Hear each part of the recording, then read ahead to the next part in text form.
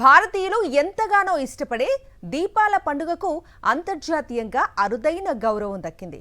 UNESCO intangible cultural heritage జాబితాలో దీపావళికి చోటు లభించింది. ఢిల్లీలోని ఎర్రకోట వద్ద నిర్వహించిన సమావేశంలో యునెస్కో ఈ నిర్ణయం తీసుకుంది. ఇప్పటివరకు భారత్కు చెందిన 15 అంశాలు యునెస్కో వారసత్వ గుర్తింపు పొందాయి. వీటిలో కుంభమేళా, కోల్కతా దుర్గా పూజ, గర్భా నృత్యం, యోగా, వేద పఠన సంప్రదాయం, రామాయణ గాథను ప్రదర్శించి రామ్లీలా మొదలైనవి ఉన్నాయి.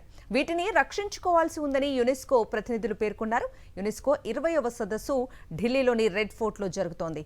యునెస్కో ఇంటాంజిబుల్ కల్చరల్ హెరిటేజ్ సమావేశం భారత్లో జరగటం ఇదే తొలిసారి. ఢిల్లీలోని ఎర్రకోట వద్ద నిర్వహించిన సమావేశంలో యునెస్కో ఈ నిర్ణయం తీసుకుంది. ఇప్పటివరకు భారత్కు చెందిన 15 అంశాలు యునెస్కో వారసత్వ గుర్తింపు పొందాయి. వీటిలో కుంభమేళా, కోల్కతా దుర్గా పూజ, గర్భా నృత్యం, యోగా, వేద పఠన సంప్రదాయం, రామాయణ గాథను ప్రదర్శించి రామ్లీలా మొదలైనవి ఉన్నాయి. వీటిని రక్షించుకోవాల్సి ఉందని యునెస్కో ప్రతినిధులు పేర్కొన్నారు. యునెస్కో 20వ సదస్సు ఢిల్లీలోని రెడ్ ఫోర్ట్లో జరుగుతోంది.